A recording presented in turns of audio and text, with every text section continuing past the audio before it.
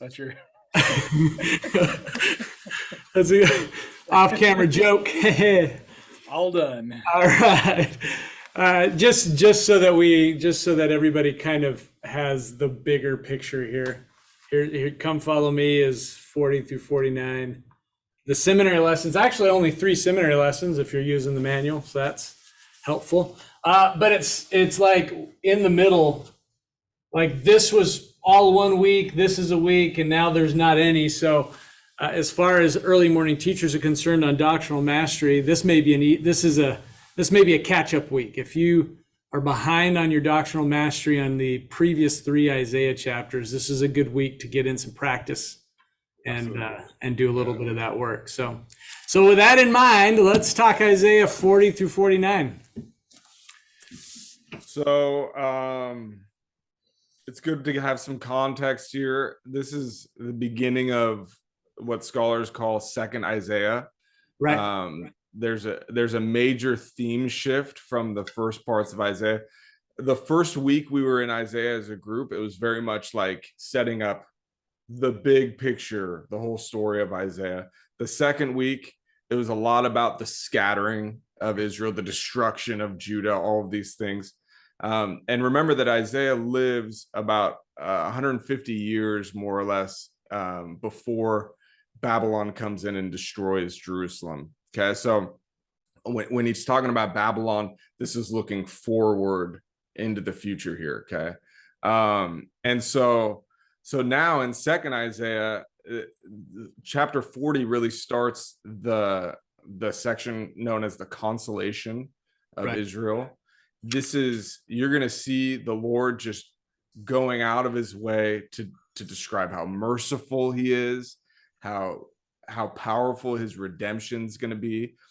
And we have to remember his audience is the future captive kingdom of Judah in Babylon. That's who he's talking to. And the faith crisis that they're in and the political crisis that they're in. Their temple's been destroyed. So many of their people have been killed or carried away. And this lasts for over a century. You can imagine how difficult it would be to be in that situation and still believe that you're the Lord's chosen people, right? And that the covenant is still in force. Would it be fair to say that the question, the faith question that they're having is one of 2 questions? Either God can't deliver us or he won't deliver us. And that's the faith question that they're dealing with in captive Babylon. Yeah.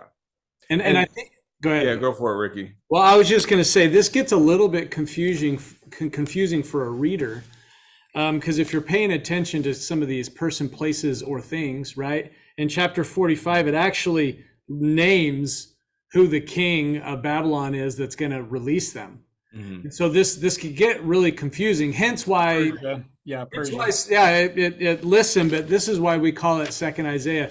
Some scholars are it's either that Isaiah is speaking in that prophetic, past tense, as he's projecting to that time where they will be released, and he's speaking as if it already happened. Yeah. As if it already happened, or as some had said, these are some Isaiah disciples, right, who are now saying, look at what Isaiah has already said, and here's the fulfillment, and here's the comfort of it. So it doesn't even matter, because here it is, the Lord still speaking to his now scattered people with the promises of the future gathering, and sprinkling in that, not just the gathering that's going to take place when they're released from Babylon, but then the future gathering. That's really a shadow of the future gathering. Right. So as we're doing context, another thing we got to remember is that this scattered people they've been strangers in a strange land, right? They've been cast out of the promised land. There's a psalm by the rivers of Babylon where we sat down and there we wept as we remembered Zion, right? This longing for Zion. They're surrounded by idolatry. Right. And the Lord is over and over again in these chapters is going to go right after idolatry. Chapter 44 is really like an extended polemic, an attack on idolatry. And this is incredibly relevant. And maybe our youth don't walk around being like, oh, look at all these false idols. But in a world that attributes gospel blessings to non-gospel living, right? And all the promises that popular culture might make to them, or that technology might make to them, or whatever, of health, wealth, and happiness, and belonging, and and healing. Those are all gospel promises, and idols make those promises, but idols make those promises without requiring gospel living associated with them. And so I think chapter 44 especially is a big opportunity to help our students think deeply about the promises that they get made to in their daily, or they get made in their daily lives, versus the gospel covenants that they've made. Something that I've been doing, at least with these chapters this week, 13 through 35, is I've been focusing a lot on, I put up a continuum on the board yesterday, and on one side I put hope, and on the other side I put despair. And I just had them just in the world that we live in, and just thinking about, like, I actually took him to section 45 and said, okay, so here's our own prophetic kind of, here's what's going to happen in our future. Do you have hope, or do you have despair? Wars and rumors of wars, and men's hearts shall fail them, and they'll wax cold, and there's, whatever the problems are. But then there's also be still and stand in holy places, and these are going to be signs that I'm coming quickly. And so it was interesting seeing how young people today, they read those sections, and they go right in the middle of hope and despair. Like, they're like, I want to be hopeful, but these things are dragging me down, and they're pulling me towards the side of despair, because it's going to be scary, and there's going to be these awful things. I think chapter 40 does this beautiful thing where just the very first word, comfort, be hopeful. I was noticing, and I haven't noticed this before, but as I was reading, I underlined 4 verses in chapter 40 that are religious music. That are basically lines of religious music. Verse 5, all flesh shall see it together, and the mouth of the Lord has spoken it. That's the Alleluia chorus, or excuse me, Handel's Messiah, that has that beautiful song that the mouth of the Lord has spoken it. 11, he shall feed his flock like a shepherd. Automatically, I'm thinking Mormon Tabernacle Choir. He shall gather the lambs with his arms. That's very, this music is used to bring comfort. Verse 12, you'll get a kick out of this one, Ricky. In the hollow of thy hand. Right? I saw the missionary scripture. I'm not the only one that gets a kick out of that. Most of my early morning seminary teachers are going to know that. They're all gonna recognize Janice Cat Perry's missionary song, In the Hollow of Thy Hand. Verse 31, this one actually made me think of Remember the Titans, right? He shall renew their strength. They shall mount up with wings like eagles, y'all, like eagles. And then in chapter 41 is how firm a foundation. Fear not thou, I am with thee. Be not dismayed, for I am thy God, and will still give thee aid. Right? We can see how the comfort chapters of these, the messages of comfort in these chapters are directly influencing our religious and sacred music. Because why would we sing this music? It's to help to lift us up and push us towards the side of hope versus despair. That's good. And if I were, so it seems like we're picking our favorite chapter, if that's kind of what we're doing here. I haven't said mine yet, but I haven't got to my favorites yet. Chapter 48 is one that I love, and it's interesting where that also pops up in the Book of Mormon, right? That's right. In 1 Nephi chapter 20. but it's just looking at the chapter heading is 48 and 49 both pop up Right. right there, Right. right? So yeah, right. He does both of those, and they're gonna go together. New world Nephites. This is where this comes in. Yeah, and he just looking at those chapter headings is going to show you all the relevancy that there needs to be with these chapters as you get into them. But the Lord reveals his purposes to Israel. Israel has been chosen in the furnace of affliction and is to depart from Babylon, right? Boy, if that's not the beginning of the Book of Mormon. The Messiah will be a light to the Gentiles and will free the prisoners. Israel will be gathered with power in the last days. Kings will be their nursing fathers of Israel. These seem to be not only relevant to Nephi and his family, but these are directly related to the latter day Israel, right? And if you read First Nephi 22, that's exactly how Nephi will interpret those. Right. So if you want some immediate relevance as a teacher with your students, it's going to be how are you going to liken 48 and 49, how Isaiah is doing it with his people, how Nephi does it with his people, and how we're supposed to do it here in the latter days, because this is as it says, the Lord reveals his purposes to Israel. That's what President Nelson's been doing since he's been called as prophet. So if I were to give a recommendation for prepping for this week, I would take some time. I know that Sundays can be busy, but I would take some time on Sunday and I would read Isaiah 40 through 49 at a run. And don't get too caught up or bogged down on any one. Just look for the major themes that he's starting to develop. And by the time you get to 48 and 49, you'll read those chapters and see how these themes have started to develop. And you might this week with seminary, you might really just spend your time in 48 and 49 and then pull from some of those earlier chapters, because of what Ricky was just saying, that this is really where all the concentrated truth are. This is what Nephi is pulling out to help his brothers to understand why the Lord's leading them out of. Well, Yeah. especially if Nephi is saying, that this latter day Book of Mormon is going to reestablish the truths of the Bible. Well, why are these the ones that he purposely picks out? Is because they have the most relevance for us. Yeah. Well, and I mean, just looking at some of these specific verses, verse 9, I cut thee not off, right? In verse 10, I have chosen thee in the furnace of affliction. For my own sake, even mine own sake, will I do it.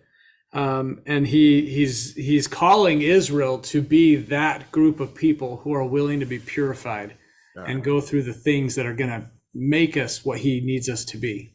Right. So in trying to get our heads around 48 and 49, because I really do think if we kind of understand those chapters, we can get all those chapters. The Lord speaks about the former things that he's revealed, and he speaks about new things that he's revealing. And what he means by that is he talks about, think back to like the Exodus, think back to when I parted the Red Seas and I led you out of Egypt. Those are the former things. Remember those and gain faith. Now, let me reveal something new to you so that you won't ever be able to say your false idols did this for you. I'm going to tell you beforehand that not only will you be captive in Babylon, but that in returning, the Gentiles are going to be the ones that bring you back. They're going to be your nursing fathers and mothers. And so through your scattering, I'm actually going to gather the whole human family, right? Your redemption is going to be so public that Gentiles can't help but declare that I'm the only God. And when we see that interpreted with respect to the Book of Mormon and the way the Book of Mormon, think about who's been carrying the Book of Mormon all over the world to gather Israel. This has been like no other time in scriptural history. This has been a global redemption, and it's not done yet, right? The restoration is a continuing process, but helping our students to see that the Lord has purposes in taking our lives in a different direction than what we planned, right? Like something that might hurt temporarily. Yeah, scattering doesn't ever feel good, but he can turn even our hardest moments almost like an alchemist, right? He can turn like lead into gold. He can turn our hardest moments into moments of incredible grace and covenant faithfulness. And then everybody will be able to witness his miracle, his faithfulness, and then we're all gathered together. Does that make sense? Yeah, I love the macro view of this, especially with the beginning of this year's study of the Old Testament. You have the story of the Exodus and salvation from Egypt, which leads them to Sinai, which is where the Lord declares he wants them to become a nation of priests, and he's willing to reestablish the covenant of Abraham with them, but they reject it. And then the rest of the story is the Lord continually trying to reestablish and they rejecting and blah, blah, blah, blah. And then we have a new Egypt, or in the latter days, this new salvation from Egypt, where he's going to gather us together. It's Isaiah 29, a marvelous work and a wonder. If you're an Israelite hearing that, you're thinking of Egypt and being pulled out of Egypt. But he's now not talking about Egypt. He's talking about what he's going to be doing. You say public.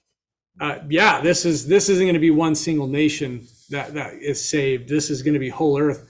And it's going to be the new Passover. It's the new redemption of the people. And just like Egypt was in preparation for them being declared as a nation of priests, that is literally what is happening with the latter-day gathering of Israel into temples, where we are being washed and anointed to come forth as priests and priestesses, kings and queens.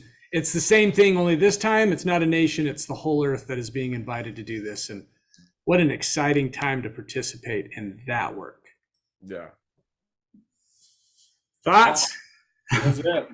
Is that it? Did we solve it? We got it figured out. I would say there's a lot of moments in these chapters where, as teachers in preparation, if you're just thinking about how am I going to teach this, you're going to be stressed out on how to help your kids understand it.